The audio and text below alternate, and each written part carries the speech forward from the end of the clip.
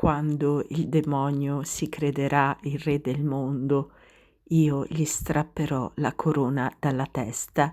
Rivelazioni di Gesù e Maria a Suor Maria Natalia Magdolna sul futuro del mondo. Salve a tutti carissimi, oggi voglio tornare a parlarvi di Suor Maria Natalia Magdolna, che è vissuta tra il 1901 e il 1992, è stata una religiosa ungherese. Nel corso della sua vita fu piena di numerose grazie soprannaturali e di un'intensa comunicazione con Dio. La Madonna favorì la Suor Maria Natalia con numerose locuzioni e profezie, nonché visioni straordinarie, nel corso delle quali la Vergine Santa e Gesù mostrarono a Suor Maria Natalia il futuro del mondo. Ecco quanto visto da Suor Maria Natalia durante una di queste visioni soprannaturali. Vidi il Padre Celeste, il suo viso rifulgeva di rabbia e nella sua mano c'era un flagello infuocato con cui era pronto a purificare il mondo.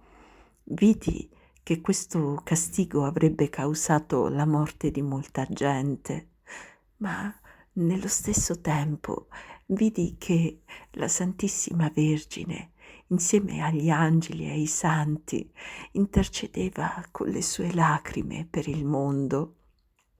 Il Salvatore era tra il Padre e la folla implorante, guardò a terra e mi disse: se l'umanità non si convertirà e non si pentirà, l'ira di mio Padre non potrà più essere evitata.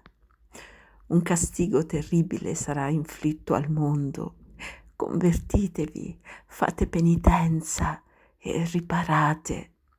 Il Signore Gesù mi fece conoscere quale grande confusione e terrore avrebbero regnato sulla terra prima del trionfo del suo cuore e del cuore immacolato di Maria. L'impietà e lo spirito mondano si sarebbero diffusi ovunque, la sacra tradizione sarebbe stata oltraggiata. Queste calamità sarebbero state accompagnate dall'odio tra le nazioni, che sarebbe sfociato nello scoppio di molte guerre. La Chiesa sarebbe stata messa sotto attacco allo scopo di allontanare da essa i credenti, per farli diventare preda di Satana. Vidi la Regina del cielo e della terra e sotto i suoi piedi il mondo immerso nel peccato e circondato da una corona di spine da cui emergeva un giglio. Vidi il serpente satanico attaccare la Vergine Santa con odio terribile, dalla sua bocca uscivano fiamme. Temevo che il suo manto venisse colpito dal fuoco e bruciasse, ma le fiamme non potevano nemmeno toccarla. La Vergine Maria era calma, come se non stesse combattendo, e serenamente schiacciò col piede il collo del serpente.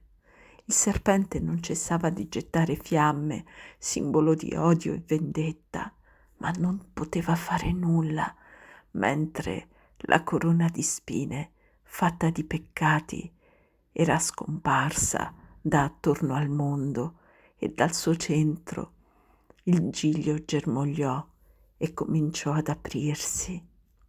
La Madre Santa benedisse tutte le nazioni e con voce indescrivibilmente calma e maestosa disse: eccomi, io vi aiuterò, porterò l'ordine e la pace. Gesù allora mi spiegò: la mia Madre Immacolata vincerà il peccato attraverso il suo potere di regina. Il giglio rappresenta la purificazione del mondo, l'arrivo dell'era del paradiso in cui l'umanità vivrà la sua età più felice, com'era prima del peccato originale. Questo giglio simboleggia la purezza che prevale sul peccato nonostante tutto il male. Dopo la purificazione l'umanità vivrà una vita pura e angelica, nella purezza e bellezza in cui il Padre creò il primo uomo. Finiranno i peccati contro il sesto comandamento, l'adulterio e anche le menzogne. Ci sarà un mondo nuovo e un'era nuova in cui l'umanità recupererà ciò che ha perso con la cacciata dal paradiso terrestre. Quando la mia Madre Immacolata schiaccerà il collo del serpente, le porte dell'inferno si chiuderanno, il sangue non scorrerà più e le anime non conosceranno più la perdizione. Gli eserciti degli angeli prenderanno parte al combattimento. Ho sigillato i miei con il mio sigillo affinché non si perdano in questa battaglia. La Vergine Santa disse: quando Satana si illuderà di essere il padrone del mondo e penserà di essere sul punto di sedersi sul trono, io gli strapperò la corona dalla testa ed il bottino dalle mani. La vittoria finale apparterrà a Dio e al mio divin Figlio Gesù e a me. Vidi la mano destra di Dio Padre annientare tutti i peccatori che, nonostante gli avvertimenti, il periodo di grazia delle apparizioni mariane e lo sforzo instancabile della Chiesa, non si erano convertiti.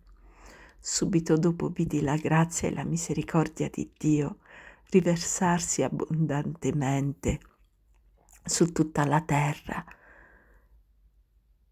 Vidi le colpe più gravi trasformarsi in cenere e Satana ed il peccato completamente sconfitti. Vidi l'umanità purificata e rinnovata da grandi sofferenze, rivestirsi di semplicità, di umiltà e di povertà, e la vidi vivere secondo lo spirito del discorso della montagna. Vidi un mondo in cui regnavano una pace gloriosa e l'amore, un mondo all'insegna di un solo gregge e di un solo pastore. Vidi la Regina della Pace distribuire attraverso Gesù Cristo tutte le grazie e i poteri ricevuti. Vidi il suo manto coprire la terra intera e la sua corona di stelle adornarla. Vidi il suo cuore immacolato dirigere il mondo intero fino all'arrivo del giudizio finale.